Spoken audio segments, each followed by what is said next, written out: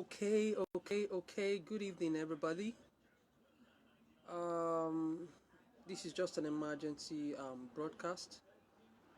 My name is Joseph Osemudiame Maoli Orupe, and I would just want to spend about 5 to 10 minutes of our time to pass a message across to every descendant of the great Beni Empire. You are onto the Facebook page of the Benin Empire Advancement League, and I would like to thank you all for your viewership and listening, sharing, and your comments. I want to use this opportunity to also inform you all that if you want to be a part of what we are doing at the Beni Empire Advancement League, you're welcome. Okay, straight to the issue. I just have some few minutes to do this. Yesterday we had the news that Mr. Nnamdi Kanu was arrested by the Nigerian authority. A couple of people were happy, a couple of people rejoiced, except so many people feeling sad about the whole situation. But for me, I think it's an opportunity for us as descendants of the great Beni Empire to do some soul searching and ask ourselves, how does this affect us as a people? One, I do not think it's a cause for celebration, no. I also do not think it calls for some sort of sympathy, no. I think it's a time for us to soberly reflect on our Beninness as a people. When we look back at the things the man said in many of his broadcasts, we would see that a lot of it was motivated by hate, his intention to distort our history, some high level of revisionism and veiled deceit. But you see, that was his own agenda. I sometimes sit down and ask myself, in the midst of all this chaos, orderly chaos I say, and hula baloo, what was the agenda of the Benin man? You would find out that in some of his broadcasts he had talked about the Asans not being part of Benin. He talked about the Benin not being the ancient Igodomigodo. He called out his Igbo sisters who were married to Benins and criticized Benin men, Benin women who were married to Igbo men. He talked about some part of the river states which he claimed were actually Igbo and not of the Benin origin. And these are issues that I actually want to talk about today. First of all, I want to talk about the issue of our brothers and sisters marrying non-Benins. While I do not frown at a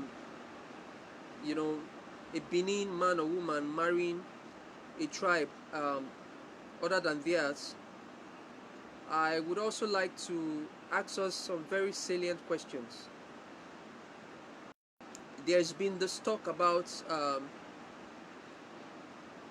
complaints by Benin ladies that Benin men actually aren't caring when they get married to Benin ladies, and Benin men are actually caring when they marry non-Benin indigenes. There's the talk about how Benin parents treat their children when both spouses are of Benin heritage, and how the Benin parent treats their children when one of them is not of Benin heritage. And these are things that served as an opportunity for a man with such a character to castigate the Benin man and the Benin woman. And I want to also asks us that we reflect on so many of the things that has been said during one or two of those broadcasts. The question is, how do we treat our women? How do we treat our daughters? How do we treat our in-laws? How do we treat each other? That when a non-Benin indigene sees us, they would rather adore us and be inspired by the way we treat each other, rather than see us and castigate us and mock us and mock our sons and our daughters, our men and women who are married to Benins. I want to talk to the men. Do we care for our women? Do we give them much attention like we would give other women who are not of the Beni tribe? Do we show them love and affection?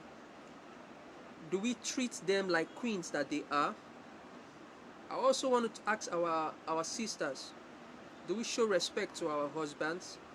Are we contented with what he provides? Do we adore our in-laws? Do we treat them with respect and love, even if we disagree with some of the things they come up with? You know, these are issues that were part of the broadcasts that Mr. Kanu made in some time past. He was smart enough to listen to the complaints, to the side talks, to the issues that has been raised by some of our sisters and some of our brothers, and he used this as an opportunity to drive a wedge, you know, between our sons and our daughters. And so I think at this point, while others are celebrating, while others are rejoicing, it should be a time for us to soberly reflect on how we treat each other as Benins. Because you see, when we are divided, it gives people the opportunity to take advantage of us. When we are divided, it gives people the opportunity to drag us in the mud. When we are divided, it gives people the opportunity to castigate us. When we are divided, it gives people the opportunity to send a wrong message, you know, to paint us as demeaning people, you know. And so I want us to reflect on these things. I want us to reflect on how we treat ourselves, how husbands treat wives, how wives treat husbands, how husbands and wives treat their children. You know, I want us to also reflect on the possibility of building families, you know, families that we can be proud of, families that whose ideologies, principles can rub off on society in general. One of the other things that he talked about in one of his broadcasts a few time back was the issue of how you know, the Igbo man develops places like Benin and other places. You see, while I acknowledge the fact that yes, the Igbos are one set of people who are productive, somewhat productive, I would also say that we Benins are known to be accommodating, we are known to be supporting, we are known to be people who encourage people when plying their trade in our domain. But one question I want to ask us, how supportive are we of each other? How encouraging are we to each other? How have we been able to support each other's trade? How have we been able to mentor the younger ones so that they can go out there to compete with every other Nigerian, with every other African all across the world? You see, the reasons why I raise these topics today are so that we can critically look at the things that have played out in the past, so that we can critically look at the messages that we are passing out to non-Benins, whether be them Yoruba, be them Fulani, be them Igbo, non-Nigerians, maybe Africans, and all whatnot, we need to be careful with the way we treat each other. We need to be careful with the way we carry on as if nothing is at stake. There is a lot at stake, my people. There is a lot at stake because we are becoming a people that do not encourage each other's business. We are becoming a people that do not accommodate each other's ideas. We are becoming a people that are self-centered, that are inward thinking. And because we are becoming a people with such characteristics, we find out that even our states, Edo State, Delta State, Rivers, Bayelsa, and all whatnot, even with the resources God has blessed us with, we have not been able to critically develop social infrastructures that will benefit our people. You see, these are the things that give other people the opportunity to castigate us, to look down on us. So I would want to ask us questions. As Beni men and women, how many of your brothers' businesses have you patronized? How many of your brothers or sisters have you encouraged in their quest to establish great businesses? How many young guys and girls out there have we mentored? We have a lot of Beni sons and daughters abroad who have a wealth of experience that can be transferred to our people back home. And so I ask, how many of us abroad have been able to impact in the lives of those Benins at home? How many of us abroad have been able to create programs that can empower our Benin brothers and sisters at home? How many of our Benin brothers and sisters at home value the little that our brothers and sisters out there are doing for us back home? How many of us appreciate the little things they are doing for us? These are questions that we should sit down and ask ourselves and give answers to. Because people observe the things we do. People observe how we treat each other. People observe how we talk to each other. People observe how we relate with each other. And because we have not lived up to expectation like our ancestors did in time past, it gave people the room to look down on us as a people. It gave people the room to distort our history, to distort our lifestyle, to attack our traditions and our cultures. And these are questions we need to really address as a people. Now I want to move on to the issue of the Oba. In one of his broadcasts, I listened to how he tried to demean the Oba. We are people who respect our king and we respect our elders. But we are also a people who have not been able to rally around the throne. You see, in the past 30 to 40 years, an average Benin man has been so concerned about his survival that he has forgotten that he has a root, that he has forgotten that he has a responsibility. We have allowed our search or our quest to survive to distract us from some of the responsibilities that has been bestowed upon us by God.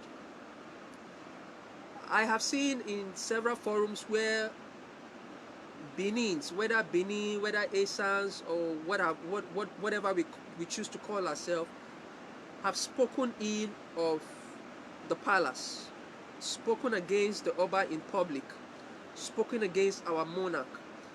You see, these are attitudes that have given opportunity to characters like Mr. Kanu to insult our king, to use disrespectful languages against our traditional rulers. And so I'm asking us today that what can we do to salvage the situation? What can we do to right every wrong that has been perpetuated by our actions or our inactions. Today, I want us to use this whole scenario that has played out in Nigeria to soberly reflect on the things we have done to ourselves, the things that we have done to our spouse, the things that we have done to our children, the things that we have done negatively in our society, the things that we have done to the king, to the palace, the things that we have done to our brothers and sisters out there who one way or the other would have loved to help but have been discouraged by our attitude, by our lackadaisical behavior, towards the things, the favors that they have presented to us. I also want to use this opportunity to talk to us about the moral decadence that we find in every area of our society today. Benin City and Edo State, is threatened to be overrun by cultists. In Delta State is somewhat the same. In Rivers State, Rivers is becoming a headquarters for human part harvesting, if I may use that word. And all the states happen to be states where we have descendants of the great Beni Empire domiciled.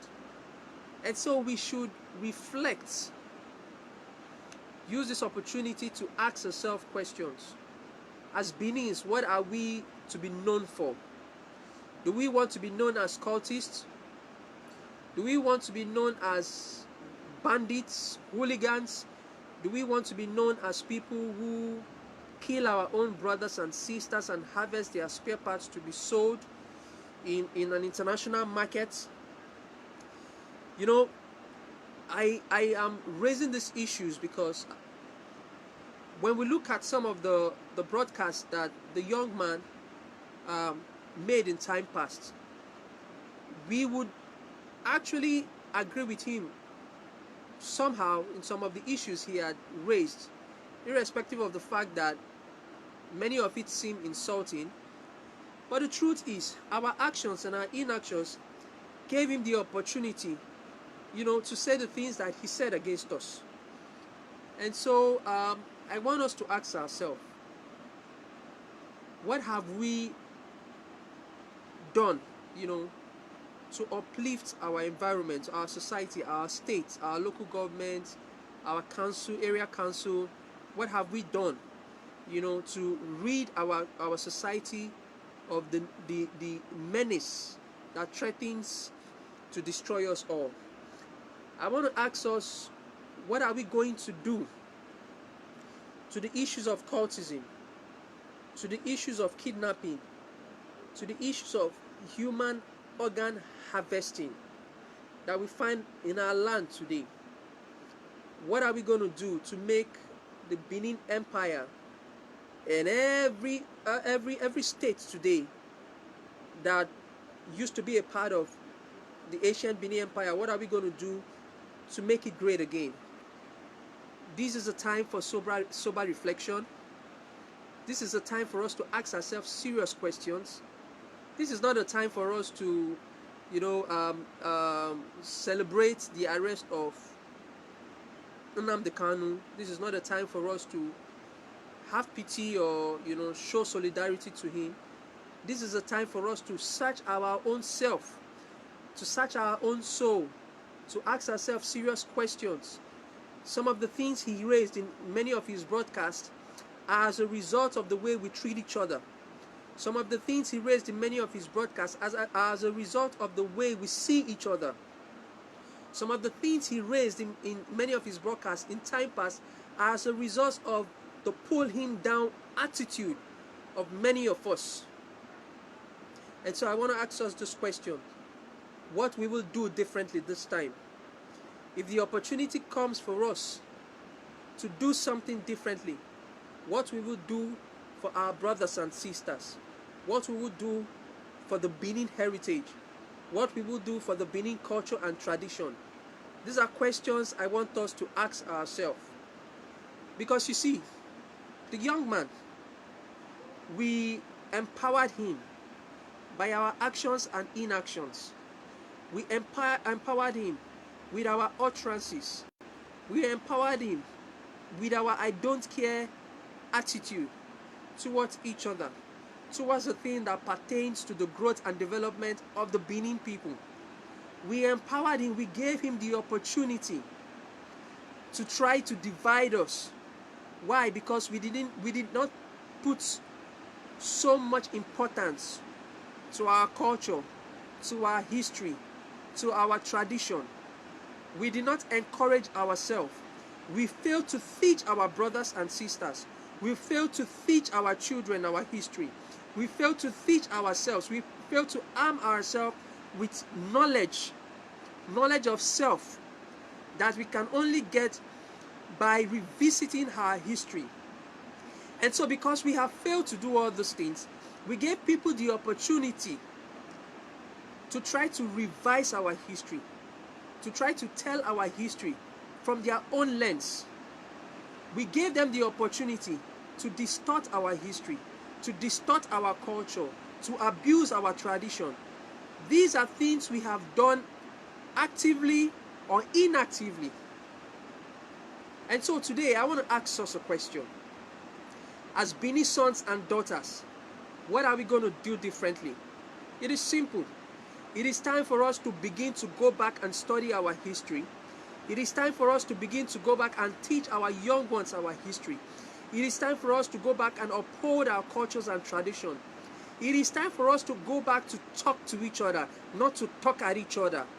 Whether you are an Esa man, whether you are a Beni man, whether you are an Afema or an Esako, whether you are a Gan or an Eve, whether you are a Urobo or a Sekiri, whether you are from Undwani or you are from Okrika or wherever you are a Beni man. It is time for us to stand with each other. It is time for us to stand by each other. It is time for us to form an indivisible nation with common goals. Speak with one voice. Speak with unity. So that when another character like Nnamdi Kanu rises up tomorrow, he will not seek to divide us. Or when he even seeks to divide us, we will not be divided. It is time for us to stand up and unite so that we do not have other people, put division in our midst. It is time for us to come out and show love to each other so that we do not have strangers causing division, disunity among brothers. It is time for us to begin to place value on our women. It is time for our women to begin to love and respect and care for the men. It is time for husbands to love their wives. It is time for wives to respect and love their husbands. Even when we marry non-Benins, we must care for them. We must show them love. We must show them compassion. We must empathize with others who are non-Benins. We must begin to put away the coat of hooliganism, the coat of cultism, the garment of banditry and greed that is pervading our land today. As Benis, we must begin to understand that as descendants of God kings, greed, selfishness, self-centeredness should not be part of us. I want to use this opportunity to ask us that we should soberly reflect, think about our existence as a people, think about our existence as a nation, think about our existence as representative, descendants of representative of God on earth. We need to begin to ask ourselves questions. What have we done to ourselves? What have we done to ourselves? How have we treated our brothers and sisters that has given others, non-Benis, the opportunity to castigate us, to look down on us, to call us names? These are questions we need to begin to ask ourselves.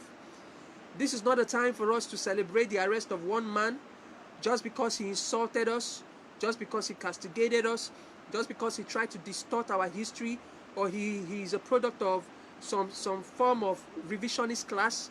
No, this is a time for us to sit down and ask ourselves that what gave him the opportunity? What are the reasons, apart from his hate, apart from his deceit, apart from his veiled agendas? Why did he pick on us as a people?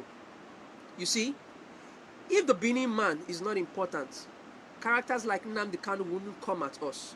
If the Beni woman is not important, characters like Nnamdi Kanu would not try as much as possible to demean her. And so, we must place value on ourselves. We must place value on our sisters. We must place values on our daughters. We must place value on our in-laws. We must stand together. We must begin to see value. We must begin to see strength. We must have the courage to address the things that have plagued us. We must have the courage to begin to address the things that confront us as a people. That is what we are. We are a people with so much courage. We are a people that gives hope. We are a people that can stand the test of time. We have stood the test of time. And this is a clarion call to all descendants of the great Beni Empire, irrespective of where you find yourself all around the world. Let us begin to come together. Let us begin to empower each other. Let us begin to buy Benin. Let us begin to promote Benin. Let us begin to partner Benin. Let us begin to sell Benin. Let us begin to create Benin. Let us begin to innovate Benin. That is the only way we can send a clear message out there to characters like Nnamdi Kanu who would seek to rise tomorrow. We do not hate Igbos. We do not hate Hausas. We do not hate Yorubas. It is not in our nature to hate. But we should not tolerate the evil machinations of non-Benins towards us. We should not tolerate the plan and the conspiracy of non-Benins to divide us. We must begin to see ourselves as one. A Beni man must see an Issa man as his brother. An Issa man must see an FMI as his brother. An Esako must see an Urobo as his brother. A Ga must see an Ewe as his brother. An Ewe in Togo must see an Ewe in Ghana as his brother. An Ewe in Benin Republic must see a Beni man in Nigeria as his brother. We must begin to sell ourselves. That is the way we can grow as a nation. That is the way we can grow as a nation. Because you see, when we begin to talk ill of ourselves, we give weapons to our enemies to shoot us down. When we begin to castigate each other, we give opportunity to people who seek to dominate us, to pull us down. We must begin to rise and stand by each other, to close ranks and begin to talk to each other, not at each other. We must begin to embrace one another. We must begin to see hope, give hope to the hopeless. We must begin to rally around each other and talk to ourselves. Embrace ourselves. Speak life to ourselves. Be courageous and take responsibility when we ought to take responsibility. Lastly, I want to encourage us, those of us who are captain of industries, those of us who are learned, those of us who are have some form of handwork. I want to encourage us to come up with apprentice models, just like our forefathers used to do in the days of old. We need to begin to teach the young ones a new way of doing business. Maybe not a new way of doing business, but a new approach of doing business. Old business that our fathers had done in time past. We need to begin to grow merchants. We need to begin to grow entrepreneurs in the agricultural sector. We need to begin to grow blacksmiths, ironsmiths, bronzesmiths, artists. We need to begin to grow people who are good in poetry, in literature. We need to begin to mentor our young ones in the fashion industry. We need to begin to mentor our young ones in the field of architecture. You know, our forefathers were so good in architecture that they could create something out of nothing. You know, we were so good in the arts. But today, what do we see? We see our young boys engage in cultism. We see our sisters engage in some form of prostitution. We must not live in denial. These are our brothers and sisters. These are our sons and daughters. We would save them. The responsibility to save the Benin man from self-destruction rest on our shoulders, not on the shoulders of the federal government of Nigeria, not on the shoulders of the Igbo man, not on the shoulders of the Yoruba man, but on the shoulders of every Benin indigene. And so we must provide an alternative to cultism. We must provide an alternative to prostitution. We must provide an alternative to internet fraud. We must provide an alternative to this get-rich-quick mentality that our youths are growing up with today.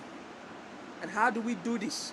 We can do this by coming all together in a round table and talking to ourselves.